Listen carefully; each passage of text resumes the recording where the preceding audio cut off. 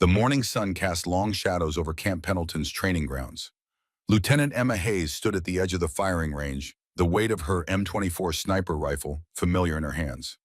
At 29, she was smaller than most of the recruits around her, standing just 5'4", with a slender, athletic build that made her look more like a college track star than someone who had already served with distinction in Afghanistan. Her dark hair was pulled back in a regulation bun, her brown eyes scanning the targets downrange with practiced focus. The California heat pressed down on the concrete training area, but Emma barely noticed it. She had endured far worse during her tours overseas. This was day one of the Advanced Military Arts Program, an intensive course designed to develop elite combat specialists in the post-9/11 military landscape. Emma was one of only 3 women in a group of 35 participants, and she could already feel the sideways glances and whispered comments from some of the men. She loaded her rifle with mechanical precision, her movements economical and practiced. The firing range fell silent as she took her position. Master Sergeant Williams, the primary instructor, stood several yards behind her with a stopwatch. "When ready, Lieutenant," he said. Emma took a deep breath, settled her heart rate, and began. The rifle cracked 17 times in rapid succession, each shot finding its target with devastating accuracy. Distances varied from 400 to 800 yards, moving from left to right across the range. Captain Richard Miller, a Gulf War veteran serving as assistant instructor, checked his watch and shook his head in disbelief. 4 minutes, 12 seconds, he announced. "She just broke my record by 43 seconds. Williams reviewed the targets through his spotting scope. 17 hits, 17 targets. Clean shots, all center mass or head. He turned to the gathered participants. "That, ladies and gentlemen, is what we're looking for in this program."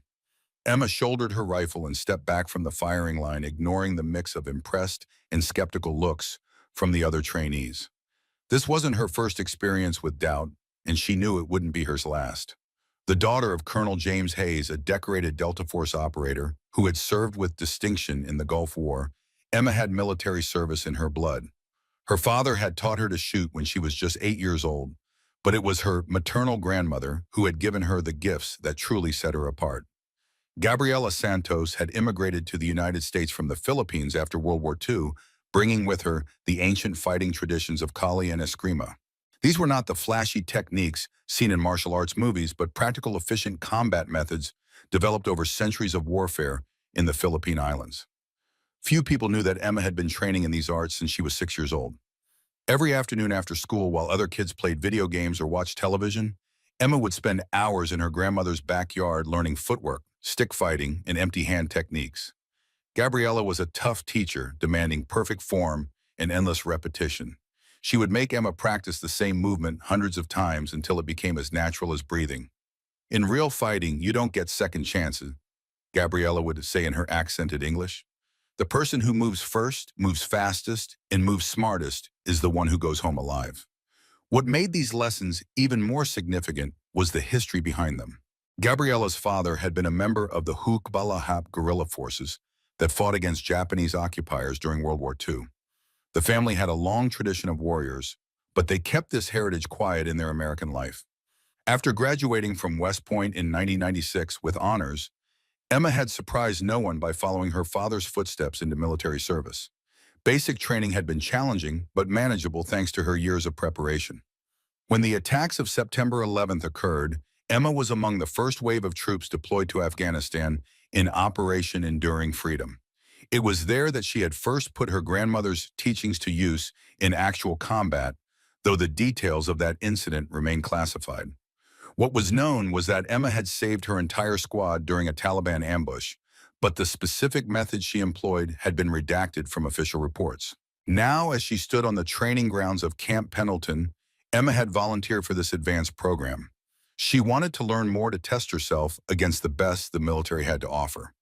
The Advanced Military Arts Program was legendary for its intensity and effectiveness. Only the most dedicated and skilled personnel were accepted. Master Sergeant William Iron Bill Davis called the group to attention. He was a massive man standing 6'3" with shoulders like granite slabs. The scars on his face and hands told stories of battles across 3 decades, from Panama to Somalia to Afghanistan. His steel gray eyes evaluated each trainee with the cold precision of a combat veteran who had seen it all. Listen up, Davis began, his voice carrying across the training area without needing to shout. Over the next 3 weeks, you're going to learn some of the most effective combat techniques ever developed. This isn't about looking good or showing off. This is about staying alive when someone is trying to kill you. He paced slowly along the line of recruits, taking the measure of each person. This program has a 40% dropout rate, and I'd bet half of you won't make it through the first week. We're not here to build your confidence or make you feel good about yourselves. We're here to prepare you for the realities of modern warfare in an age of counterterrorism operations where the battlefield has no clear boundaries. Davis stopped directly in front of Emma, his gaze lingering for just a moment longer than necessary. Some of you might think this program is going to be easy because you've had some training or scored well on qualifications. His eyes swept back across the group. Let me assure you it won't be. We're going to push you beyond your limits because that's what combat does. And we're going to find out who can adapt and serve me when everything goes sideways. From the corner of her eye, Emma noticed one particularly large trainee, watching her with undisguised skepticism. Captain Michael Reynolds was well known in military circles, a former Army Ranger who had seen action in Panama, Kosovo, and Afghanistan. He stood 6'2", weighed around 220 pounds of solid muscle, and carried himself with the confident swagger of a man accustomed to being the alpha in any room. Reynolds had been part of the infamous Gothic Serpent operation in Mogadishu, Somalia, the Black Hawk Down incident that had claimed the lives of 19 American soldiers. The experience had left him with both a silver star and a deep-seated belief that combat effectiveness was directly tied to physical strength and aggressive mindset. We'll start with hand-to-hand combat fundamentals, Davis announced. Partner up and show me what you've got. Remember, this isn't a dance. The goal is to put your opponent on the ground and keep them there. The recruits began pairing off, most choosing partners of similar size and build. Emma found herself standing alone as the groups formed around her. She wasn't surprised. In situations like this, people usually wanted to partner with someone they thought could challenge them or help them look good. Finally, Sergeant James Anderson walked over to her. He was tall and solidly built, clearly an experienced soldier, but his expression showed uncertainty about the pairing. "Guess it's you and me, Lieutenant," he said with a slight shrug. Emma nodded and gave him a professional smile. "Works for me, Sergeant." As they moved to their designated practice area, she could hear Reynolds talking to a group of Marines nearby. His voice wasn't quite low enough to be private. "This should be interesting," Reynolds said with a smirk. "Wonder how long the lieutenant will last before she calls it quits." Another Marine laughed. "My money's on 30 seconds before she taps out." Emma's jaw tightened slightly, but she said nothing. Her grandmother had taught her that words were just noise. Actions were what mattered. She had been underestimated her entire life because of her size and appearance, and she had learned to use that to her advantage. Anderson took up a fighting stance, clearly uncomfortable with the idea of sparring with a female officer. His movements were hesitant and telegraphed as he moved in for a basic takedown attempt. "Don't hold back, Sergeant," Emma said quietly. "You won't learn anything that way, and neither will I." Anderson nodded and committed more fully to his attack. Emma sidestepped smoothly, using a basic hip throw that put him on the mat with startling ease. Anderson hit the ground with a surprised grunt and looked up at her with new respect. "Where did you learn that move, Lieutenant?" he asked as she helped him to his feet. "Family tradition," she replied simply. They continued the exercise for another 10 minutes, with Emma successfully defending against most of Anderson's attacks and executing several clean takedowns of her own. Her movements were efficient and controlled, never using more force than necessary but always effective. Nearby, Reynolds was dominating his partner, a Navy SEAL, who was giving him a real challenge. Reynolds was strong and aggressive, using his size advantage to overpower his opponent. When he noticed Emma's success against Anderson, his expression darkened. "Hey, Davis," Reynolds called out loud enough for everyone to hear. "I think Hayes there needs a real challenge. Anderson's clearly going too easy on her." The training area went quiet as all eyes turned toward them. Master Sergeant Davis walked over and observed their training for a moment. "You having trouble with the exercise, Captain?" Davis asked Reynolds. "No, Sergeant," Reynolds replied with a slight smile. "But I don't think the lieutenant is getting proper training partnered with someone who's pulling his punches. Maybe she should work with someone more appropriate for her skill level." The implication was clear and insulting. Reynolds was suggesting that Emma needed to be treated with kid gloves, that she couldn't handle training with a real opponent. Several of the Marines chuckled at the comment. Anderson's face flushed red with embarrassment. Actually, Sergeant Lieutenant Hayes has been doing great, Anderson said. She's gotten me down several times already. Reynolds laughed outright. Come on, Anderson, you're just being nice because she's a woman. We all saw you pulling your punches. Emma felt her temper rising but kept her voice calm and respectful. I'm fine with my current partner, Sergeant. We're both learning. Actually, Davis said, his eyes glinting with what might have been amusement. Rotation is part of the training. Everyone needs to work with different body types and fighting styles. Hayes, you're with Thompson next round. Thompson was another Marine shorter than Reynolds, but stocky and experienced. He had been watching the exchange with interest and nodded professionally toward Emma. As they switched partners, Emma heard more comments from Reynolds and his group. This should be good, someone muttered. Thompson's not going to hold back like Anderson did, Reynolds said with satisfaction. Thompson approached Emma with a neutral expression. Ready, Lieutenant? Ready when you are, Sergeant, Emma replied. This time there was no hesitation from her partner. Thompson moved in aggressively, trying to use his weight advantage to drive Emma backward. But Emma had faced stronger opponents in her grandmother's backyard. She absorbed his initial attack, redirected his energy, and used a technique Gabriella had taught her years ago. The movement was so fast that most observers missed exactly what happened. One moment, Thompson was driving forward with all his weight behind a takedown attempt. The next moment, he was flat on his back, staring up at the California sky with a confused expression. Thompson shook his head and got back to his feet. Nice move. What was that? Just basic redirection, Emma said modestly. They continued sparring for the rest of the exercise period. Thompson was a skilled opponent who pushed Emma harder than Anderson had. But every time he thought he had figured out her patterns, she would adapt and surprise him with something new. By the end of their session, Thompson had landed exactly one successful takedown, while Emma had put him on the ground 6 times. When Davis called for a water break, Thompson walked over to Reynolds and the other Marines who had been making comments earlier. You guys might want to rethink your opinions about Hayes, Thompson said quietly. That woman knows what she's doing. Reynolds frowned. Come on, Thompson. You're telling me a 120-pound Army girl is giving you trouble? I'm telling you, she put me on my ass 6 times in 15 minutes, and I still don't know how she did half of it, Thompson replied. Her technique is unlike anything I've seen before. The other Marines looked skeptical. Reynolds in particular seemed annoyed that his narrative about Emma wasn't holding up. During the break, Emma sat apart from the main group, drinking water and reviewing the morning's training in her mind. She could hear snippets of conversation from the Marines, some of whom were now debating whether Thompson had been going easy on her too. There's no way she's that good, one of them insisted. Thompson's just being nice because she's Army and he doesn't want to cause problems. Yeah, Reynolds agreed. I bet if she went up against a real Marine in a serious match, she'd fold in 30 seconds. Anderson, who had been listening to this conversation, walked over to where Emma was sitting. Don't let them get to you, he said quietly. Some of these guys have never trained with women before. They don't know how to handle it when their assumptions get challenged. Emma looked up at him and smiled. It's fine, I'm used to it. Still, it's not right. You earned their respect this morning, whether they want to admit it or not. The afternoon session focused on weapons defense techniques. The trainees were introduced to training knives, batons, and other practice weapons designed to simulate real-world threats. In Iraq and Afghanistan, many of your close-quarter encounters will involve armed opponents, Davis explained as he demonstrated various defensive techniques.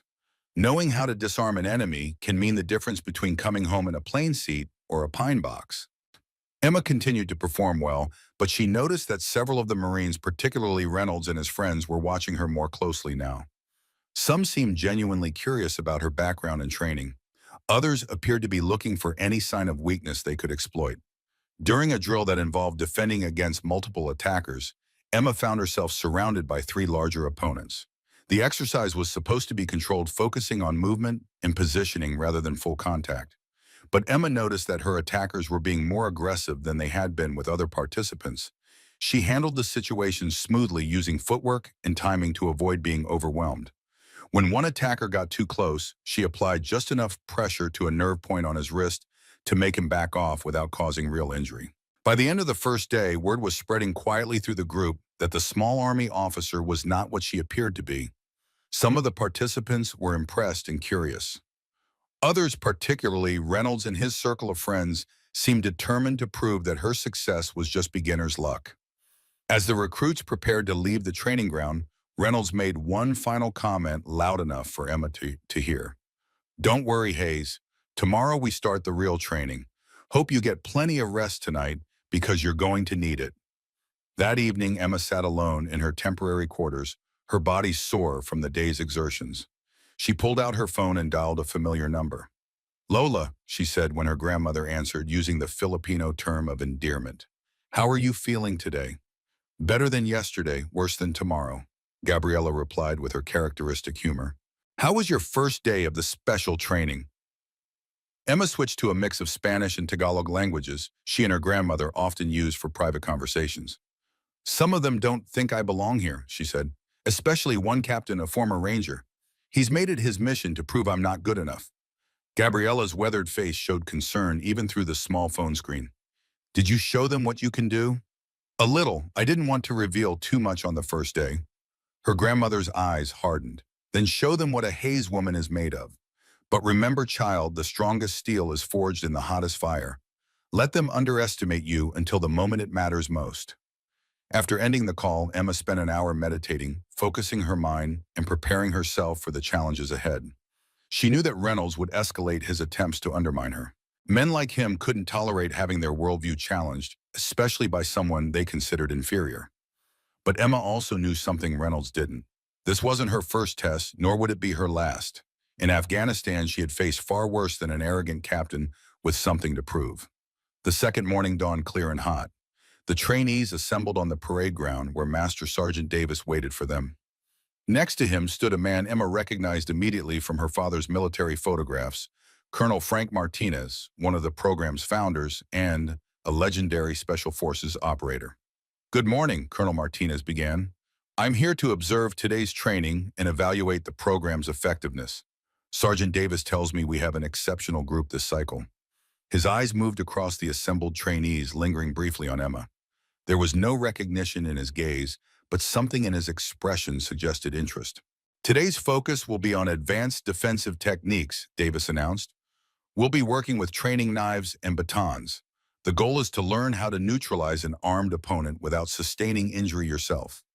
The group was divided into pairs for the first exercise. Emma wasn't surprised when she found herself paired with Reynolds. "Looks like it's you and me, Lieutenant," Reynolds said with a cold smile. "Hope you're ready." Emma said he met his gaze evenly. "As you always, Captain." Davis demonstrated the proper technique for disarming an opponent with a knife, emphasizing control and positioning rather than strength. "Remember, this is controlled training," he warned as he handed out rubber training knives. "The goal is to learn the technique, not prove anything." Reynolds gripped the rubber blade and faced Emma across the training mat. His stance was aggressive, and Emma could see in his eyes that he wasn't planning to make this easy for her. "Ready?" Davis asked. Emma nodded, settling into a balanced stance that looked casual, but would allow her to move quickly in any direction. Reynolds came at her with more speed and aggression than the demonstration had shown. Instead of the controlled attack they had practiced, he drove forward with real intent, trying to overwhelm her with his size and strength. But Emma had been defending against knife attacks since she was 10 years old. Her grandmother had used everything from wooden training blades to actual kitchen knives, with the edges dulled to teach her proper respect for edged weapons. Reynolds' attack, though aggressive, was straightforward and predictable. Emma stepped offline from his attack, her hands moving with practiced precision. She caught his wrist, applied pressure to a specific nerve point that Gabriella had taught her, and used Reynolds' own momentum to send him stumbling past her. The training knife clattered to the ground. The entire sequence took less than 2 seconds. Reynolds spun around, his face red with embarrassment and anger. "You got lucky." "Good technique, Hayes," Davis observed. "Clean disarm, good footwork." He turned to Reynolds. "Remember that power without control is just wasted energy, Captain." They reset and tried again. This time Reynolds was even more aggressive, clearly frustrated by his first failure. But the result was the same. Emma's movements were efficient and precise, always seeming to be exactly where she needed to be at exactly the right time. After Reynolds' fourth failed attempt, Thompson stepped forward. Maybe I should try being the attacker now. No, Reynolds had said firmly. I'm not done. There was an ugly tone in his voice now that made several other trainees stop their own training to watch. Davis also noticed the change in atmosphere. Captain Reynolds, the purpose of this exercise is to learn not to dominate your training partner, Davis said with a warning in his tone. I understand that, Sergeant Bush, Reynolds replied, his jaw tight with suppressed anger. But I think Hayes might be getting overconfident. In real combat, her opponent won't be using training weapons. It was a thinly veiled threat, and everyone present understood it. Emma felt her pulse quicken slightly, not from fear, but from anticipation. She had dealt with bullies before, and Reynolds was following a very predictable pattern. One more round, Davis decided, then we rotate. This time Reynolds didn't even pretend to follow the training protocol. He came at Emma with everything he had, trying to use his superior reach and weight to overpower her before she could react. Emma had been expecting this. Instead of using the defensive techniques they had been practicing, she fell back on what her grandmother had taught her about real knife fighting. She moved like water flowing around Reynolds' attack while her hands found the pressure points on his arm that would temporarily disable his grip. Reynolds found himself flat on his back with his own training weapon pressed against his throat. Emma's knee was on his chest, and her free hand was positioned where she could have struck several vital points if this had been a real fight. The silence that followed was deafening. Excellent control, Hayes, Davis said quietly, though his expression showed surprise. Though that last technique wasn't from our manual. Where did you learn that? Emma released Reynolds and helped him to his feet. My grandmother taught me some additional methods, Sergeant. Reynolds got up slowly, his face a mask of humiliation and rage. He said nothing, but the look he gave Emma promised that this wasn't over. Colonel Martinez, who had been observing silently, made a note in a small book he carried. His expression remained neutral, but there was a new interest in his eyes as he watched Emma return to her position. The rest of the day's training passed without further incident, but Emma could feel the shift in the group's dynamics. Word of what had happened at the knife defense station spread quickly through the recruits. Some were impressed, others were skeptical, and a few seemed almost hostile. During the evening meal, Emma sat with Anderson and a Navy corpsman named Rodriguez, who had become something like allies over the past 2 days. At the table across from them, Reynolds was holding court with 5 other Marines speaking in low, angry tones. You need to be careful, Rodriguez warned quietly. Reynolds has a reputation for holding grudges.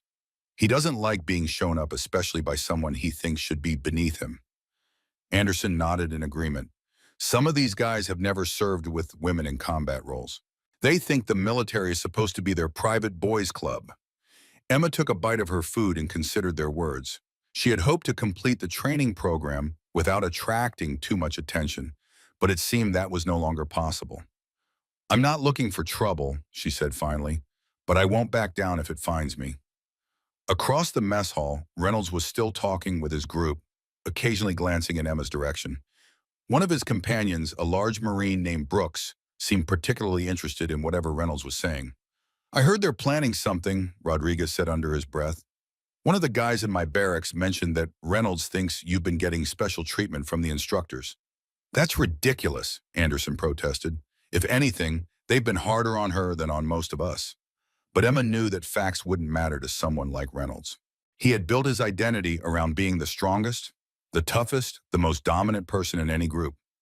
Her success challenged that identity in a way that he couldn't tolerate. As she prepared for bed that night, Emma thought about her grandmother's words about steel being forged in fire.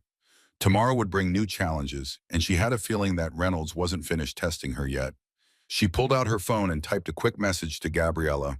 The fire is getting hotter, Lola, but I remember everything you taught me. The response came quickly. Good. Show them that a warrior doesn't break under pressure. Make your ancestors proud. Emma smiled and put the phone away. Whatever Reynolds and his friends were planning, she would be ready. On the third morning, the trainees gathered for what Davis announced would be a special evaluation exercise. Today we're going to conduct what we call the Circle Challenge, he explained. This tradition goes back to the early days of SEAL team training during the Cold War.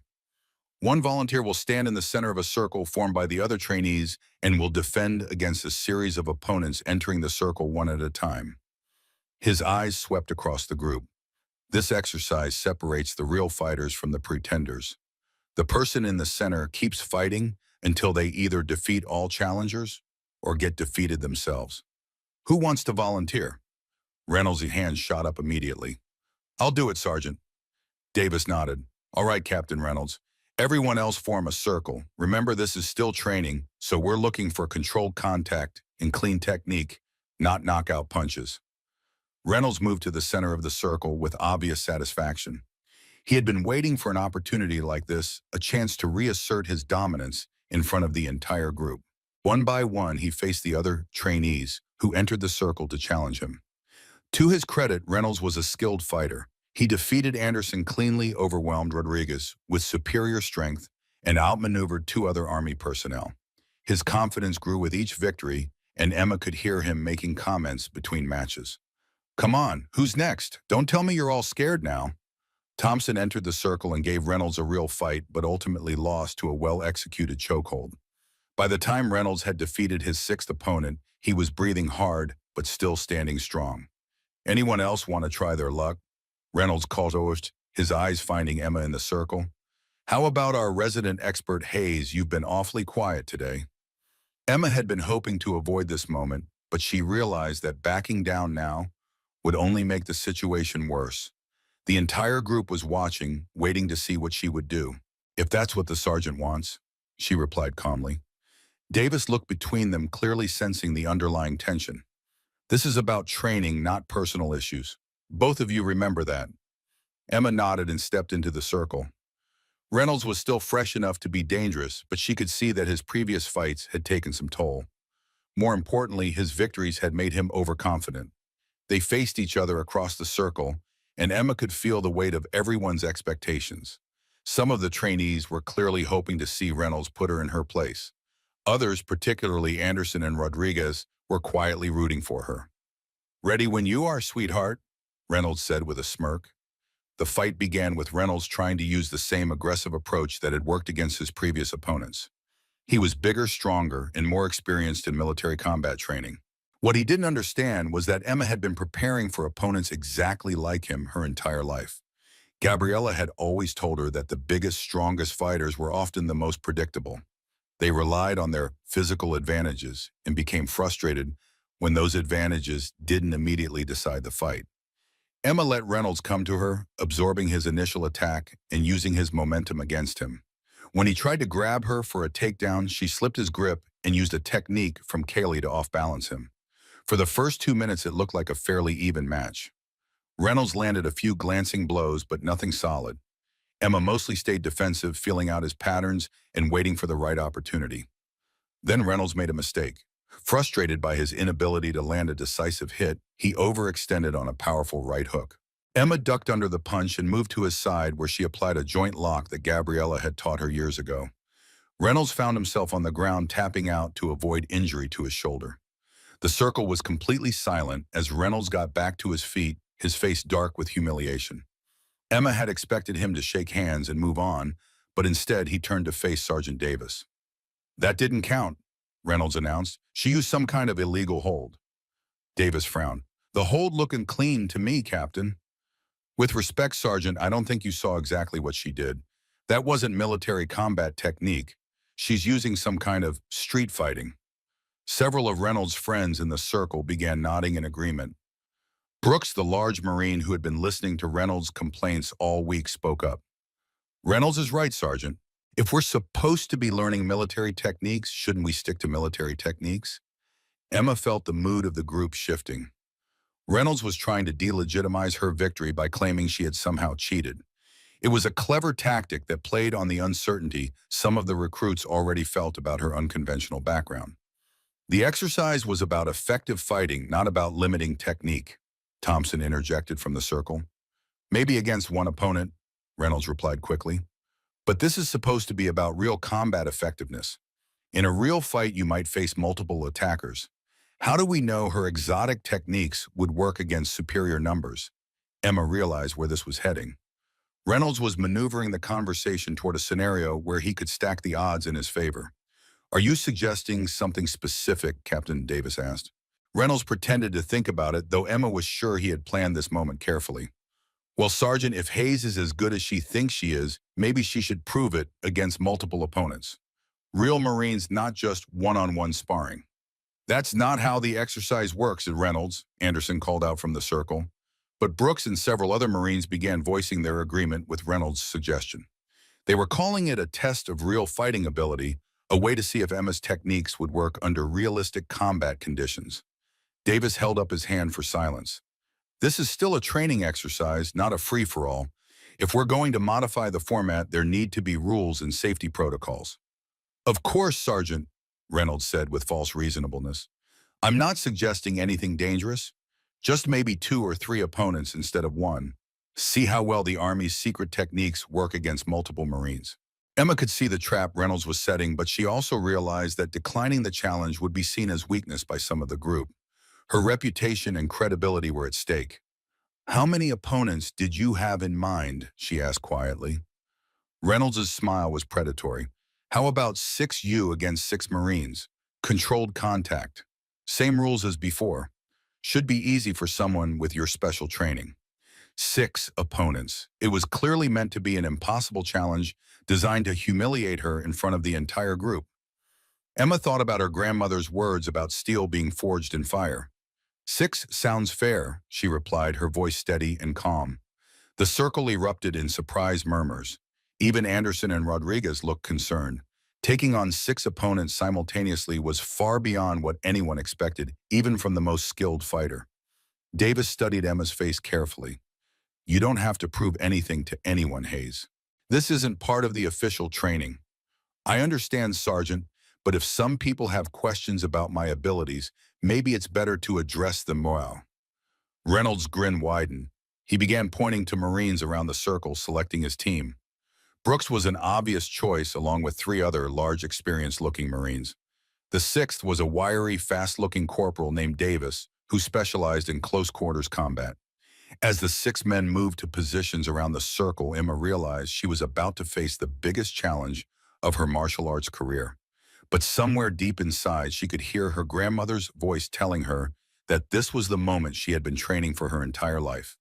Emma Hayes stood in the center of the circle, surrounded by 6 Marines who each outweighed her by at least 50 pounds. The training ground had gone completely silent, except for the sound of boots shifting on concrete and the distant call of seagulls from the Pacific. Master Sergeant Davis looked tense as he prepared to oversee what was either going to be an impressive demonstration or a complete disaster. His eyes met Emma's, briefly searching for any sign of doubt. Finding none, he nodded almost imperceptibly. Captain Michael Reynolds positioned himself directly in front of Emma, with Brooks and the other 4 Marines spacing themselves evenly around the circle's edge. They looked confident, almost casual, as if the outcome was already decided. Last chance to back out, Hayes? Reynolds called out, bouncing slightly on the balls of his feet. No shame in admitting when you're outmatched. Emma didn't respond verbally. Instead, she closed her eyes for just a moment and let her grandmother's training flow through her memory. Gabriella had taught her that fighting multiple opponents wasn't about matching their strength or speed. It was about timing, positioning, and using their numbers against them. The key Mija Gabriella had explained during one of their evening training sessions years ago is never to fight 6 people. You fight one person 6 times, but so quickly that the others cannot react. Emma opened her eyes and settled into a stance that none of the Marines recognized. It wasn't the rigid, powerful postures they had learned in their military training. Instead, she looked relaxed, almost casual, with her weight evenly distributed and her hands hanging loose at her sides. Fighters ready, Davis called out. The 6 Marines tensed, preparing to rush her simultaneously. Begin. What happened next would be talked about at Camp Pendleton for years afterward. Reynolds and Brooks charged straight at Emma from opposite sides, trying to overwhelm her with a coordinated attack. The other 4 Marines moved in more cautiously, planning to grab her once the first 2 had her engaged.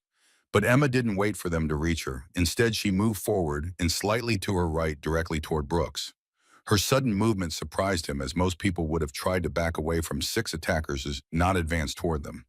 As Brooks reached for her, Emma dropped low and swept his legs with a technique called Seiko that her grandmother had shown her countless times.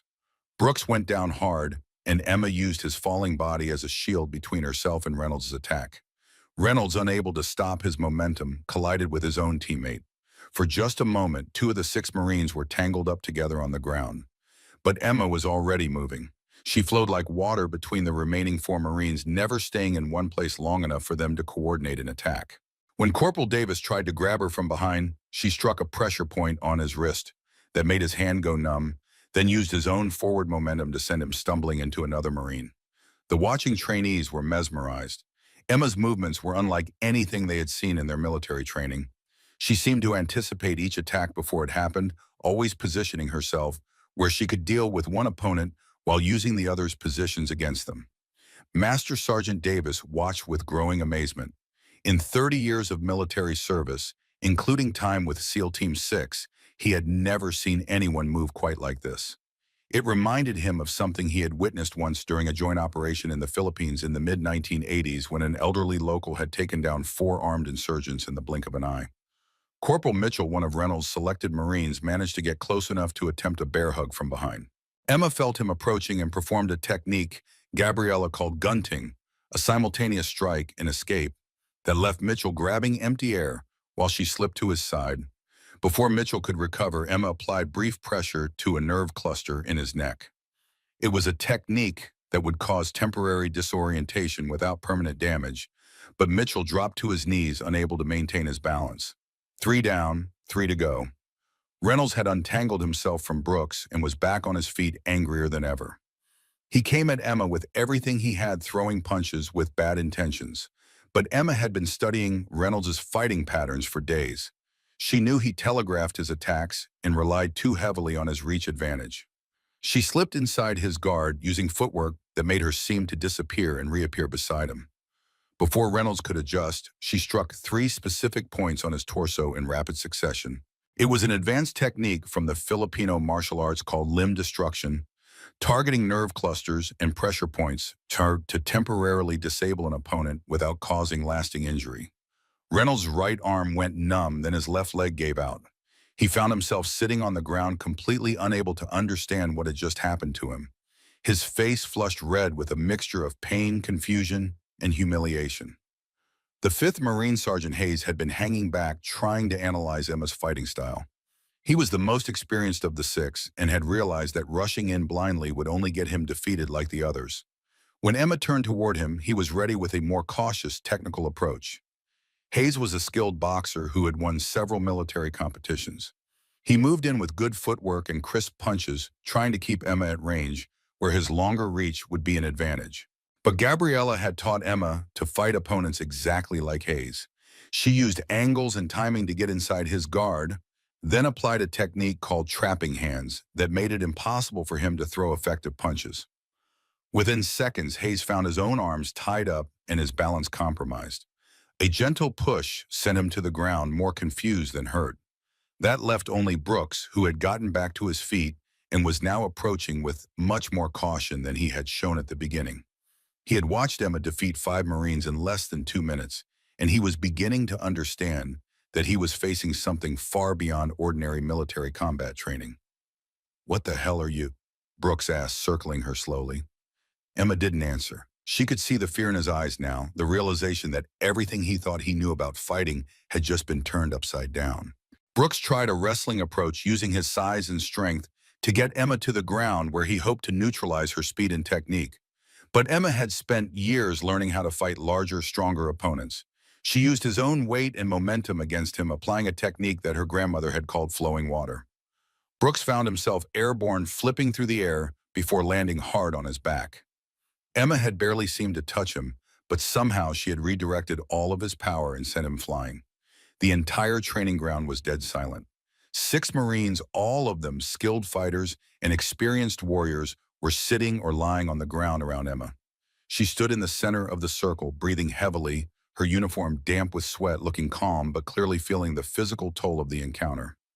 A small cut had opened above her right eye, where she had caught an elbow, and she could feel the beginning of bruises forming on her arms and ribs. The whole encounter had taken less than 3 minutes. Sergeant Davis was the first to find his voice.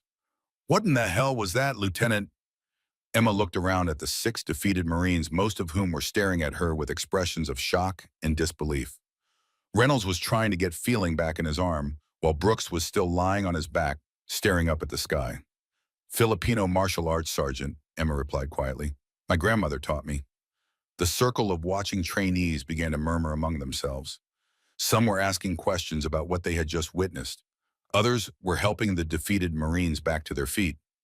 Anderson was grinning from ear to ear. That was incredible, Hayes, he said. I've never seen anything like that. Rodriguez nodded in amazement. 6 against 1, and it wasn't even close. But Emma's attention was focused on Reynolds, who was finally managing to stand up. The expression on his face had changed completely. The arrogance and hostility were gone, replaced by something that might have been respect or possibly fear. How was all Reynolds managed to say? Emma looked at him for a long moment before responding. You assumed that because I was smaller and different, I must be weaker. But strength isn't just about size, and fighting isn't just about aggression. Davis stepped into the circle, his expression thoughtful. I think we all learned something important today about making assumptions. He turned to Emma. That was the most impressive display of martial arts I've seen in 20 years of military service, Lieutenant. But I'm curious why these techniques aren't part of our standard training if they're so effective. Emma wiped the blood from her eyebrow. They're not widely taught outside certain communities, Sergeant. My grandmother's family has passed down these techniques for generations. During World War II, her father was part of the Hukbalahap resistance against Japanese occupation. They worked with American forces, but they kept their fighting methods private. Davis nodded. I've heard stories. The Huks were some of the most effective guerrilla fighters in the Pacific Theater. They continued fighting during the communist insurgency afterward. He turned to address the entire group. This is exactly why this program exists, people. There are fighting systems and knowledge from around the world that we can learn from. No single tradition has all the answers. As the group began to disperse for the lunch break, Emma noticed that the entire dynamic had shifted. The trainees who had been watching her with suspicion or dismissiveness were now looking at her with genuine respect. Even some of Reynolds' closest friends were approaching her to ask questions about her training. But as she headed toward the mess hall, Emma felt a hand on her shoulder. She turned to find Reynolds standing there, his face uncharacteristically uncertain. Lieutenant Hayes, he began, his voice quieter than usual. That was impressive. I've never seen anyone fight like that. Emma waited, sensing there was more. Reynolds struggled for words. Look, I was out of line. I let my ego get the better of me, and I put you in a potentially dangerous situation. That wasn't professional.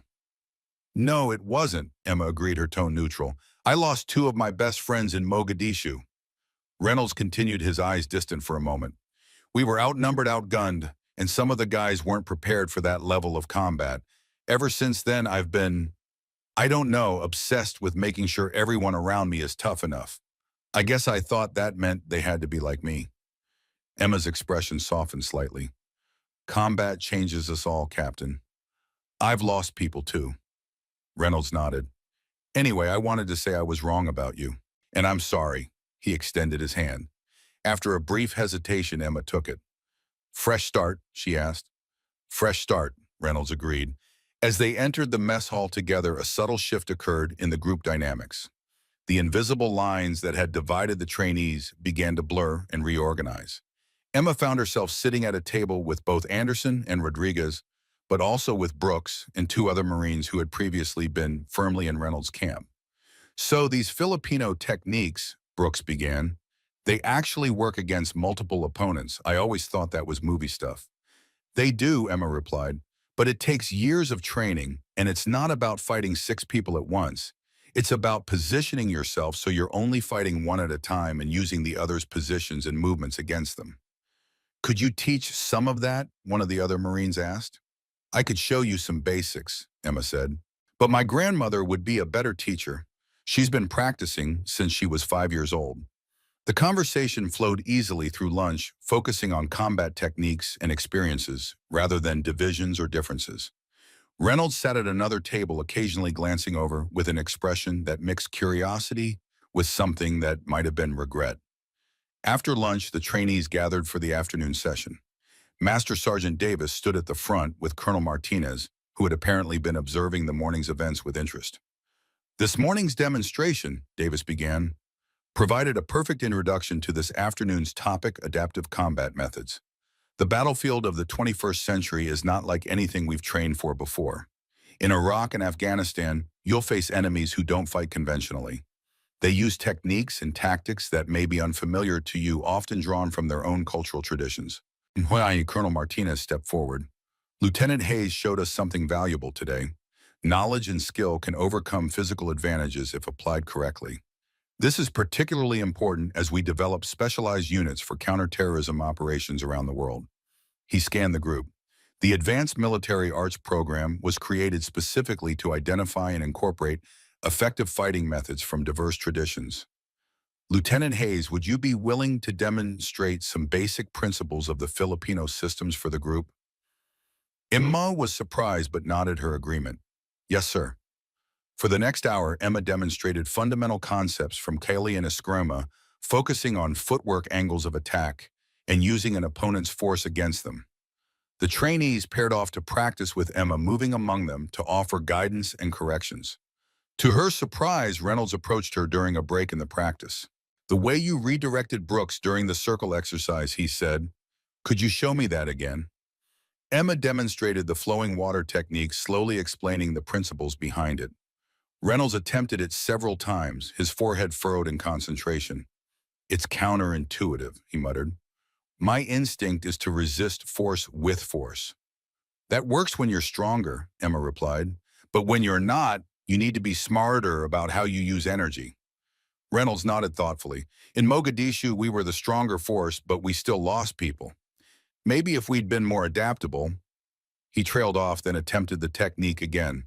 This time his movement was smoother, more fluid. Better, Emma said. By the end of the day, the atmosphere in the training group had transformed. The rigid hierarchy that had placed Reynolds at the table and viewed Emma with suspicion had given way to a more collaborative environment where everyone recognized they had something to learn. As the trainees prepared to leave the training ground, Davis approached Emma. A word, Lieutenant, he asked, gesturing for her to follow him to a quieter area. When they were alone, Davis spoke frankly. I've been reviewing your service record. There's an incident in Afghanistan that caught my attention. A Taliban ambush near Kandahar in 2002. Your squad was surrounded, but somehow you all made it out with minimal casualties. The details are redacted. Emma maintained a neutral expression. It was a difficult situation, Sergeant. I bet it was, Davis said. And I'm betting you used some of those techniques we saw today, didn't you? After a moment, Emma nodded. Yes. And the higher-ups classified it because they didn't understand what they were seeing, Davis concluded. Too many officers get nervous when confronted with things outside standard doctrine. Emma didn't confirm or deny this assessment. Davis continued. Colonel Martinez was impressed today. He's been pushing for expansion of this program, incorporating more diverse combat methods. He thinks you could be valuable to that effort. I'm just here to complete the training, Sergeant. Maybe, but consider this. How many lives could be saved if these techniques were more widely taught? How many soldiers might come home who otherwise wouldn't? The question lingered in Emma's mind as she returned to her quarters that evening. She called her grandmother again, this time using video. They know now, Emma told her in Tagalog, about the fighting arts. I had to show them today. Gabriella's weathered face showed concern even through the small phone screen. All of it. Not all, Emma assured her. Just enough. Her grandmother studied her for a moment. And how did they respond? Better than I expected. They want to learn. A slow smile spread across Gabriella's face. Perhaps it is time. For generations, our family kept these arts, secret teaching, only those we trusted. But the world changes, Mija. Perhaps now is the time for sharing, rather than hiding. Emma thought about Davis's words regarding the lives that might be saved. They've asked me to demonstrate more techniques tomorrow. Then teach them, Gabriella said firmly. But remember the responsibility that comes with knowledge. These are not just techniques for hurting people. They are about protection, about survival. I'll remember, Emma promised. After ending the call, Emma spent an hour in meditation, centering herself and preparing mentally for the days ahead. The path that had seemed so clear when she arrived at Camp Pendleton had suddenly developed new possibilities and complexities. The fourth day of training dawned with a sense of anticipation. The trainees gathered on the parade ground to find it had been rearranged with training mats covering a large area. Various practice weapons were arranged on racks nearby, including rattan sticks, similar to those Emma had trained with since childhood. Master Sergeant Davis stood at the front with Colonel Martinez and another man Emma didn't recognize. He was older, perhaps in his 60s, with the lean, weathered look of a career special operator. "Good morning," Davis began. "Today we're privileged to have General Robert Carter joining us. General Carter oversees Special Operations Training Development and has a particular interest in our program." The general nodded to the group. "I heard some interesting reports about yesterday's training. I decided to see for myself."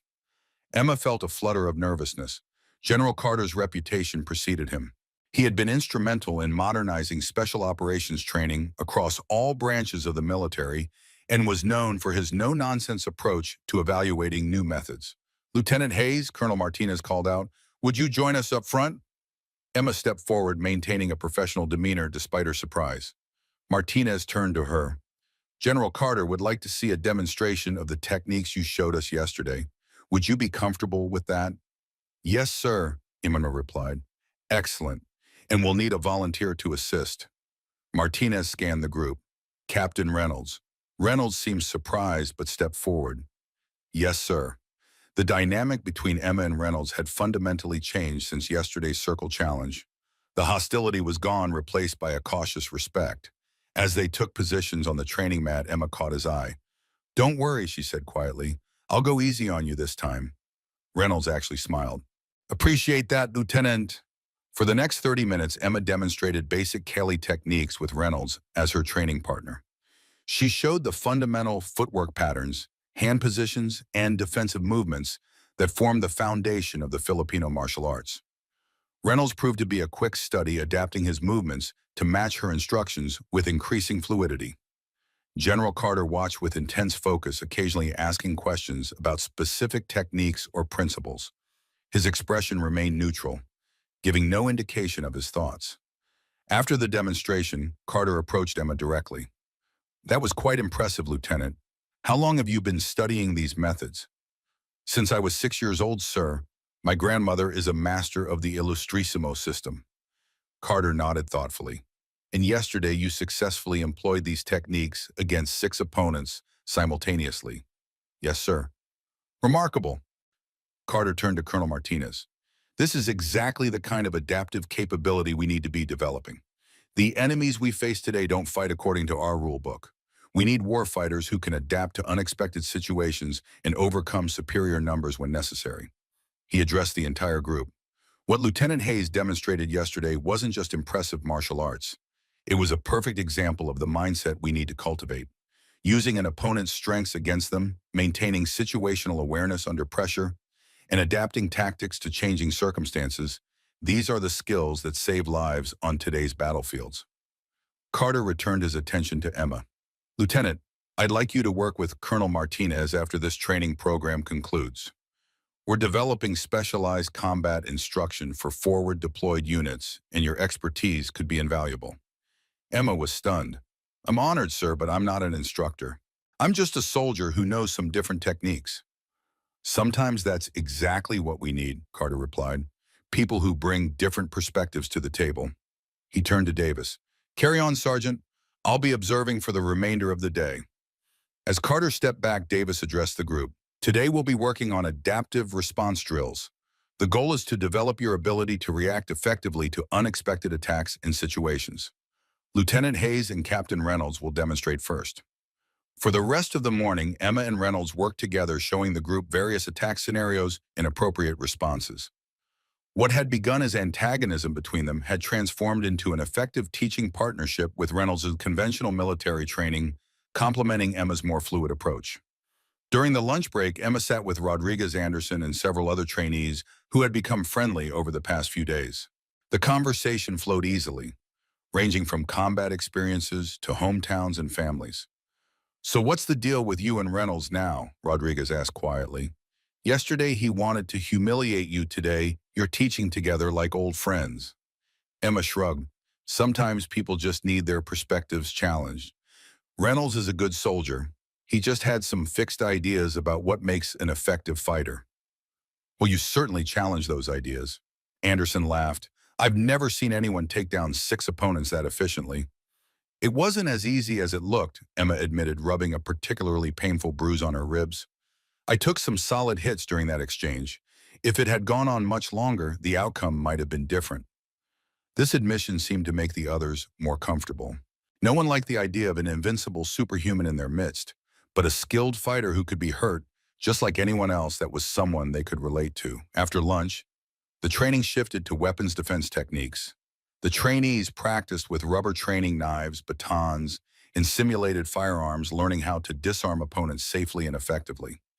Emma found herself partnered with Thompson, the Marine she had impressed during the first day's training.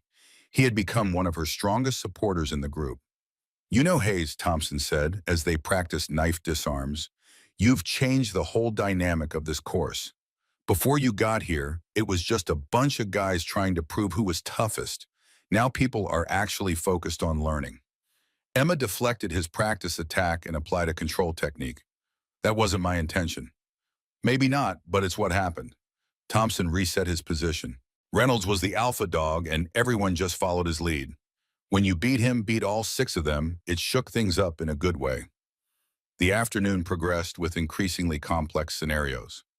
Davis divided the trainees into teams for force-on-force exercises that required them to adapt to changing threats and conditions. Emma found herself leading one team with Reynolds heading the other. "Objective is simple," Davis explained. "Team 1 must reach the designated extraction point with their package intact. Team 2 will attempt to intercept and capture the package.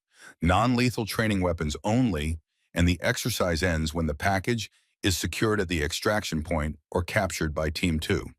The package was a sealed envelope containing training documents. Emma's team was tasked with protection and delivery. "What's the plan, Lieutenant?" asked a Marine named Garcia who had been assigned to Emma's team. Emma quickly assessed her team and the terrain they would be moving through. "We'll use deception rather than force. They'll be expecting us to take the most direct route to the extraction point, so we'll do the opposite."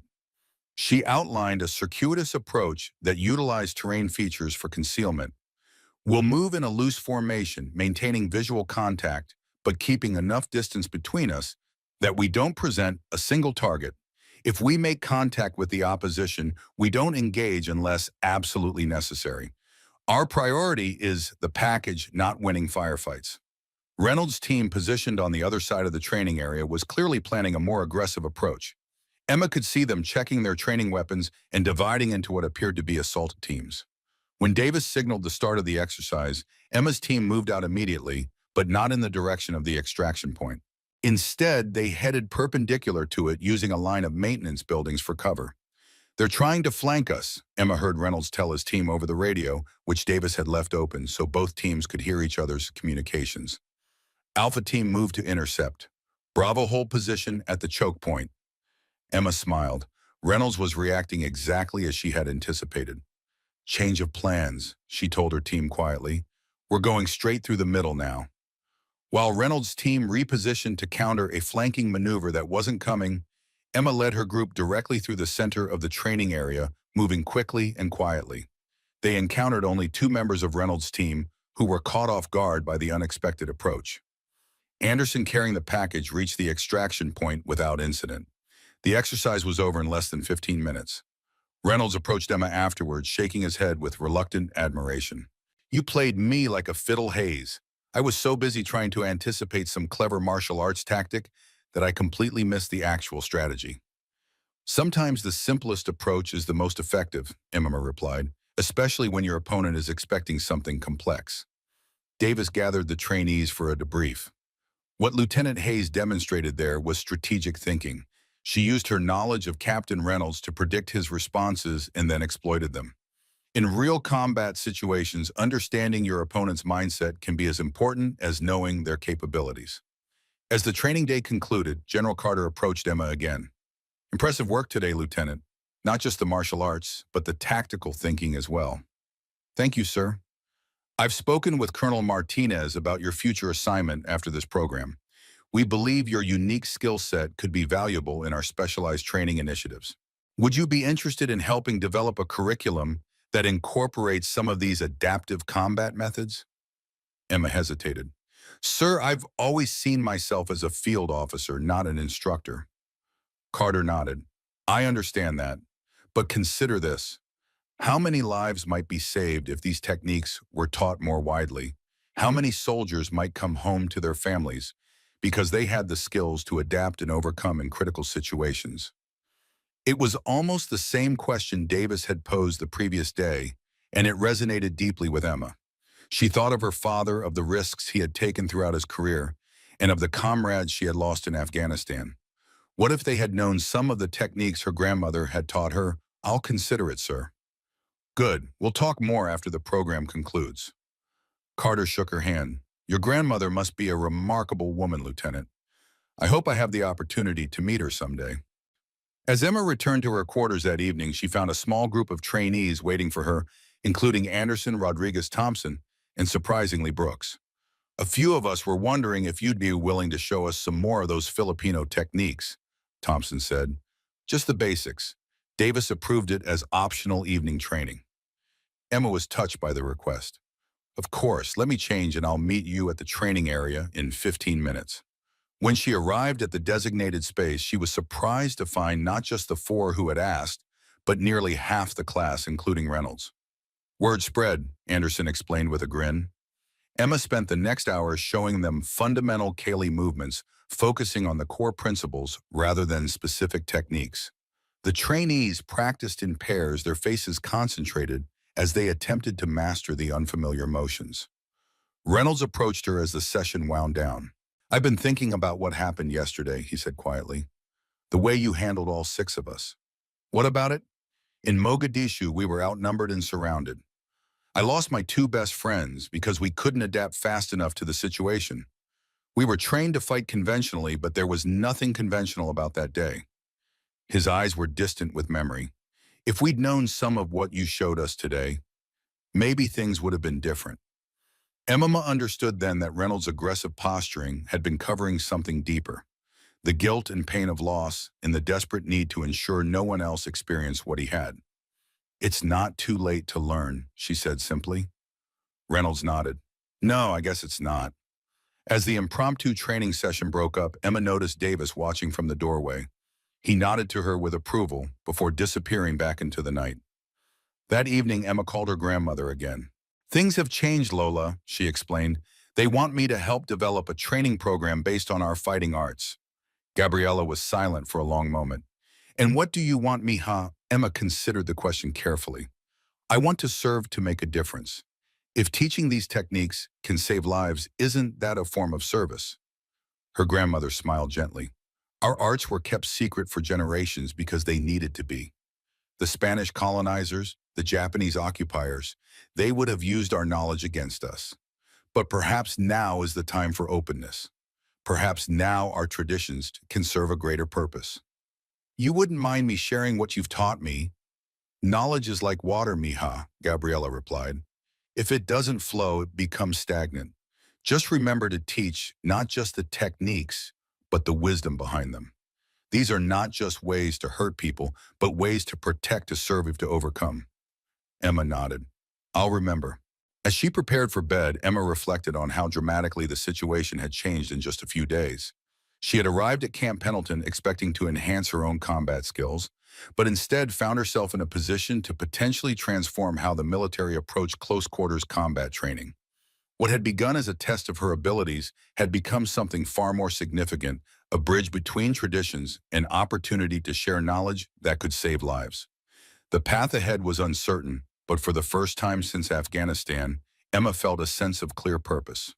Tomorrow would bring new challenges, but she would face them with the wisdom of her grandmother and the strength of her training. The fire had indeed been hot, but as Gabriella had predicted, the steel of Emma's character had been tempered, rather than broken by the experience. Dawn broke over Camp Pendleton's coastal mountains, painting the training grounds in shades of gold and amber. The fifth day of the Advanced Military Arts program promised to be the most challenging yet.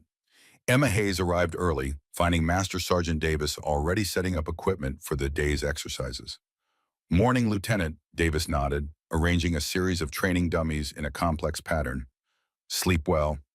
Well enough, Emma replied, though the truth was more complicated. She'd spent half the night considering General Carter's proposal and what it might mean for her future. The other half had been devoted to crafting a lesson plan for today's demonstration at Colonel Martinez's request. "Big day ahead," Davis said, checking his watch. "General Carter will be back with some other brass. Word of your performance has traveled fast." Emma felt a flutter of nerves, wasn't expecting quite this much attention. Davis paused his work, fixing her with a steady gaze. "That's what happens when you change the game, Lieutenant. People notice."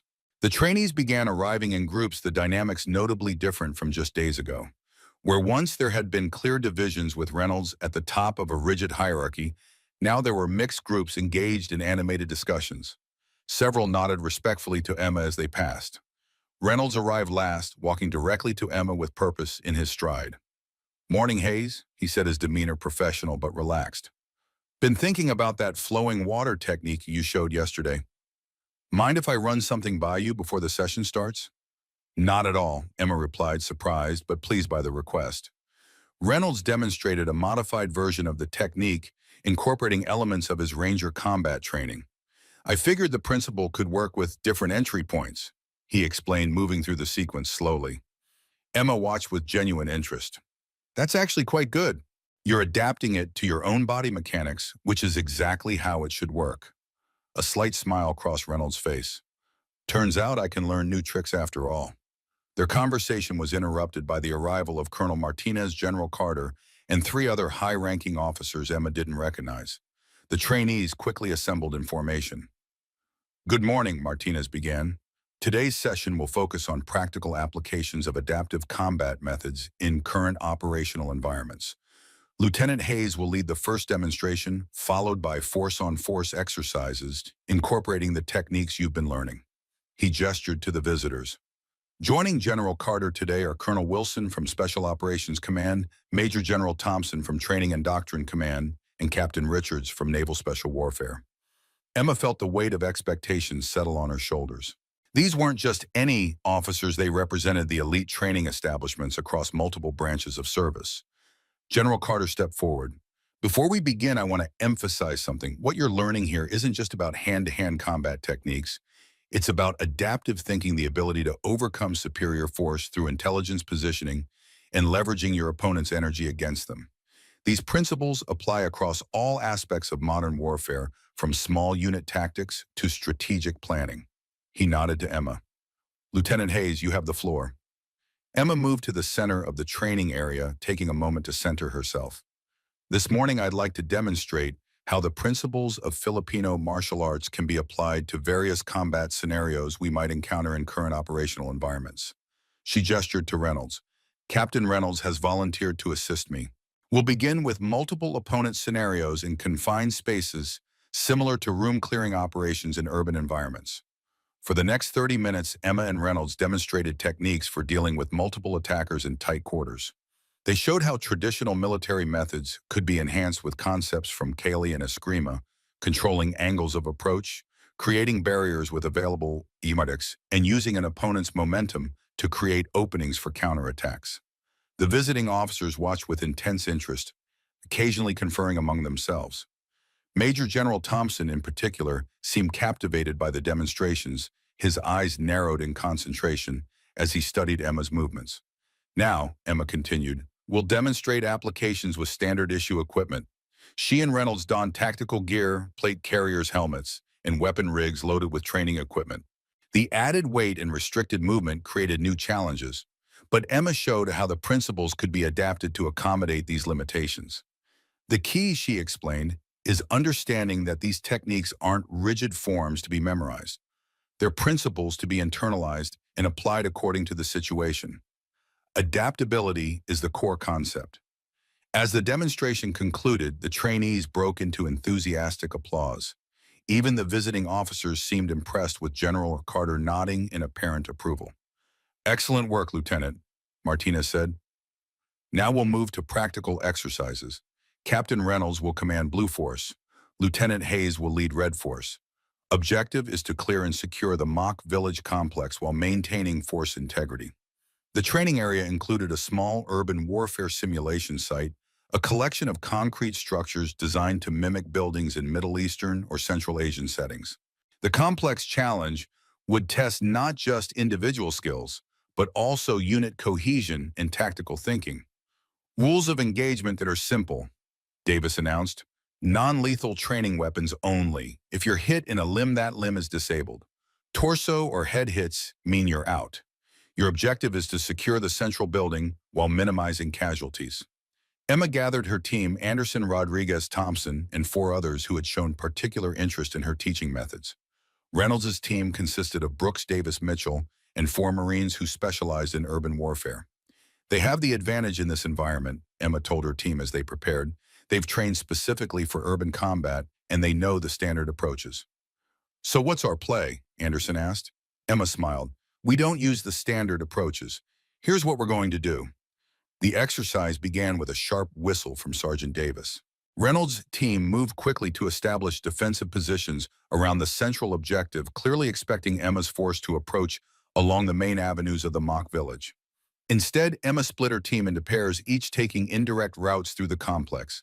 They moved quietly using the principles of angular displacement she had taught them to minimize exposure while maintaining situational awareness. From his observation position, General Carter watched with growing interest. She's applying the same principles from hand-to-hand combat to small unit tactics, he remarked to Colonel Martinez. Fascinating approach. Reynolds' team had prepared for a frontal assault, positioning their strongest fighters to cover the most likely approaches. When no attack materialized, confusion set in. Where the hell are they? Brooks muttered over the team radio. Reynolds, more familiar now with Emma's thinking, realized the danger too late. They're coming from multiple angles. Reposition now. But Emma's team had already infiltrated the defensive perimeter. Using the flowing movement principles of Kali, they approached from blind spots, eliminated isolated defenders, and created chaos in the organized defense. Thompson and Rodriguez reached the central objective, first securing the primary entrance, while the rest of Emma's team systematically neutralized the remaining defenders. Reynolds, recognizing the inevitable outcome, attempted a counterattack with his remaining forces, but found himself outmaneuvered by Emma's adaptive positioning. The exercise ended with Emma's team in full control of the objective, having eliminated 6 of Reynolds' 8-person team while losing only 2 of their own. Exercise complete, Davis called. Red Force victory. The trainees regrouped for debrief, removing their simulation equipment and comparing notes on the experience. Reynolds approached Emma with a thoughtful expression. You applied the same principles to squad tactics that you used against the 6 of us in the circle, he observed. Never engaging directly where we were strongest, always moving to create advantageous positions. Emma nodded. The concepts scale up from individual combat to unit tactics. It's all about energy management and positional awareness. I've been doing this wrong for years, Reynolds admitted. Always focusing on overwhelming force rather than smart positioning. He extended his hand. Good match, Lieutenant. As they shook hands, Emma noticed General Carter approaching with the other visiting officers. Impressive display, Lieutenant Hayes, Carter said. You've taken principles from a traditional combat system and applied them to modern tactical scenarios with remarkable effectiveness. Major General Thompson, a tall, austere man with decades of combat experience etched into his face, spoke next. I've overseen training development for 23 years, Lieutenant. In all that time, I've rarely seen someone bridge the gap between traditional martial arts and contemporary military applications so seamlessly. Emma maintained her professional composure despite the unexpected praise. Thank you, sir. The credit belongs to my grandmother and the generations before her who preserved and refined these methods. Perhaps, Thompson replied, but the innovation and application is yours. He turned to Martinez. The program proposal you submitted makes more sense now that I've seen it in action. You have my support. Captain Richards, the Naval Special Warfare representative, had been quietly observing throughout the day. Now he addressed Emma directly. My team has been developing specialized close-quarters battle protocols for maritime interdiction operations. The approaches you demonstrated today could be valuable additions to our methodology. Emma felt slightly overwhelmed by the attention but maintained her focus. I'd be happy to contribute in any way I can, sir. General Carter turned to address all the trainees. What you've witnessed and participated in these past days represents the future of adaptive combat training. The threats we face are evolving rapidly, and our methods must evolve with them. Traditional systems like the Filipino martial arts, Lieutenant Hayes has demonstrated contain centuries of battle-tested wisdom that we would be foolish to ignore. He returned his attention to Emma. Lieutenant, I'd like you to report to Fort Bragg after completing this program. Colonel Wilson will be your point of contact. We're establishing a specialized training cell to develop these concepts further with potential application across all branches. Emma's mind raced with the implications. Fort Bragg was the home of Special Operations Command, the heart of America's most elite fighting forces. Such an assignment would mean a significant shift in her career trajectory. I'm honored by the opportunity, sir, she replied carefully, but I should mention that I'm not the most qualified instructor for these methods. My grandmother. We're aware of Gabriela Santos's expertise, Carter interrupted with a knowing smile. Colonel Martinez has already extended an invitation for her to consult on the program development should you accept the assignment. Emma couldn't hide her surprise. You've spoken with my grandmother. Yesterday evening, Martinez confirmed. She's a remarkable woman, Lieutenant. Her insights will be invaluable. The day's formal training concluded with additional force-on-force exercises, each team incorporating elements of what they'd learned from Emma's demonstrations. The improvement in performance was immediately evident, with more fluid movement, better positional awareness, and increased tactical creativity across all the training teams. As the trainees dispersed for the evening meal, Emma found herself surrounded by colleagues eager to discuss specific techniques and applications. The transformation from outsider to respected instructor had occurred with breathtaking speed. Later that evening, Emma sat alone in her quarters contemplating the dramatic shift in her circumstances. A knock at her door interrupted her thoughts. Got a minute, Hayes? Reynolds asked when she opened the door. Emma nodded, stepping aside to let him enter. Reynolds remained standing in his posture, betraying unusual hesitation. I wanted to speak with you privately before making any decisions about tomorrow's training. What's on your mind, Captain? Reynolds took a deep breath. I owe you a more complete apology than I've given. When you first arrived, I made assumptions based on nothing but prejudice. I saw your size, your gender, and decided you didn't belong here without giving you a chance to prove yourself. He looked directly at her now. Worse, I deliberately put you in danger with that 6-person challenge. It was unprofessional and unworthy of the uniform I wear. Emma appreciated his candor. What changed your perspective? Getting my ass handed to me by someone half my size was a good start, Reynolds admitted with a rueful smile. But it was more than that. Watching you teach, seeing how you approach problems, it made me question a lot of things I thought I knew. He paused, gathering his thoughts. In Somalia, we were outnumbered and surrounded. I lost my 2 best friends because we couldn't adapt fast enough to changing circumstances. Ever since then, I've been fixated on physical strength and aggression as the answer to every tactical problem. It's a natural response to trauma, Emma said quietly. Reynolds nodded. Maybe so, but it made me rigid in my thinking, and that's dangerous in our line of work. He straightened his shoulders.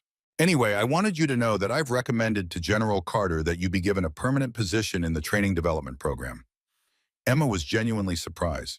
You did your methods work, Hayes. They could save lives, maybe lives like my friends in Mogadishu. His expression was solemn. In our business, that's what matters more than ego or tradition. After Reynolds left, Emma called her grandmother. When Gabriela's face appeared on the screen, Emma switched to Tagalog.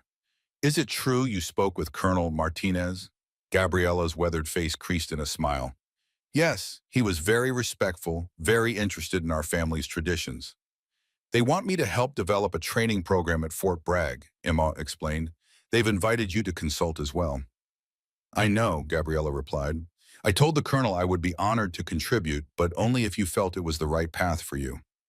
Emma hesitated. I'm not sure, Lola. I always saw myself in the field not as an instructor. All paths of service have value, Mija, her grandmother said gently.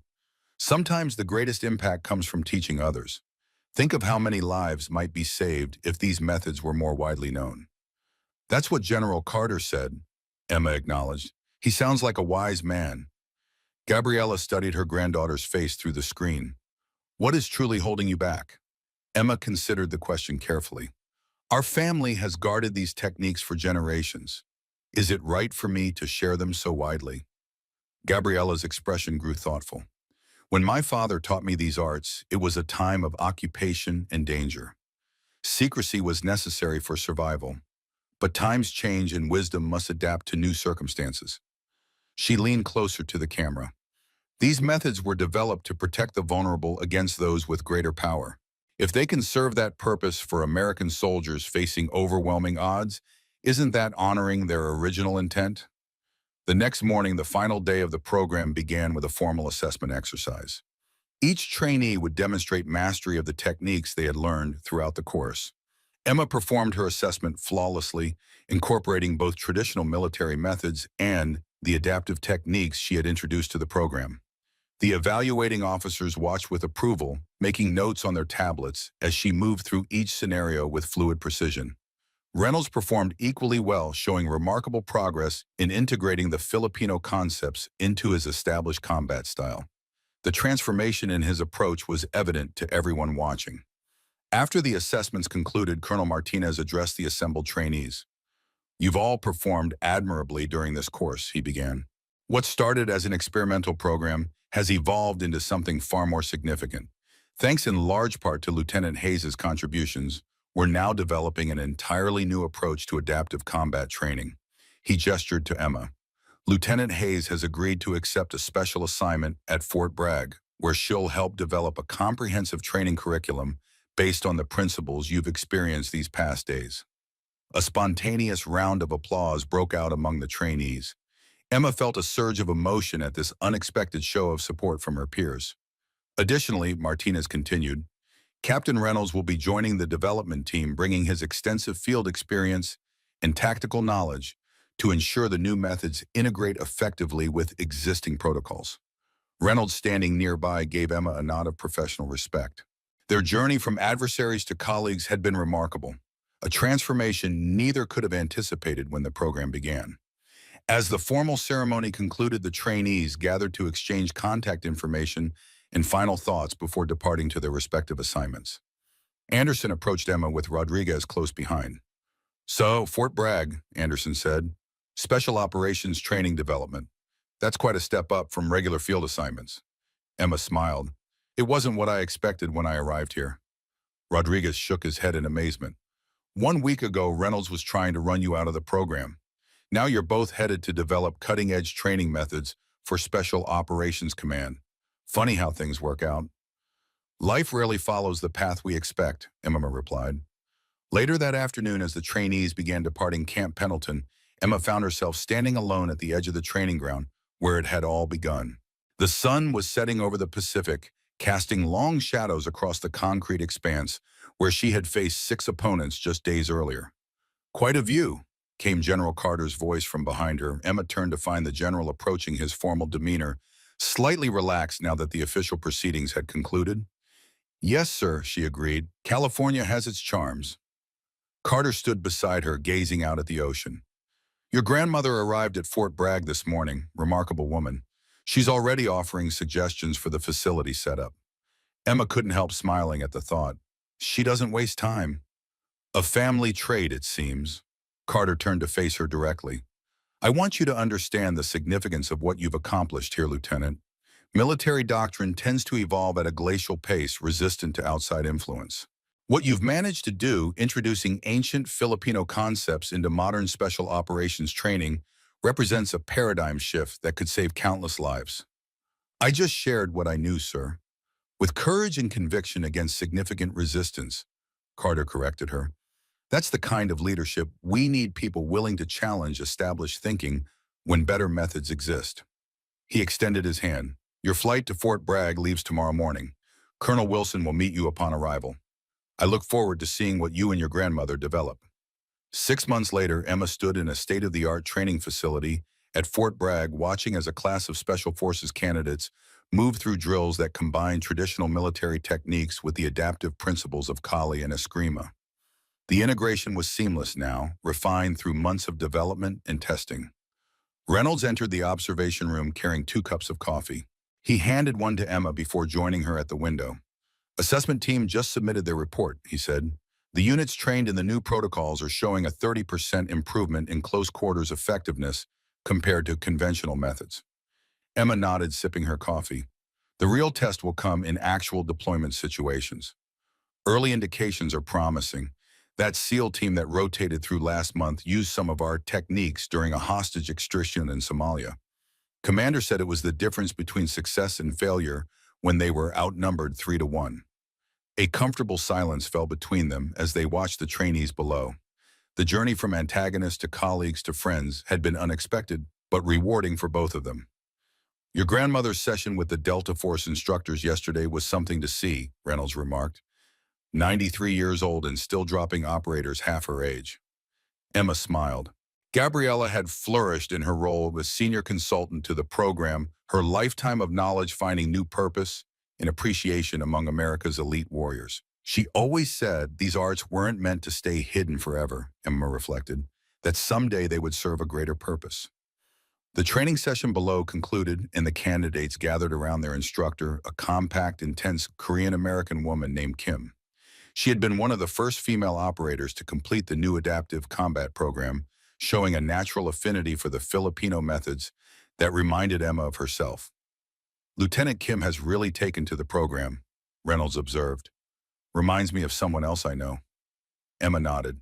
She faced the same skepticism I did at first.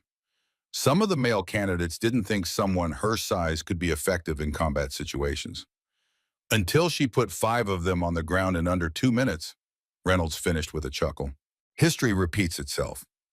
A young aide appeared at the door. Major Hayes General Carter has arrived for the demonstration. Emma straightened her uniform. In the months since Camp Pendleton, her promotion had come through, along with formal recognition of her contributions to military training development. Shall we? She asked Reynolds, who now wore the oak leaves of a major as well.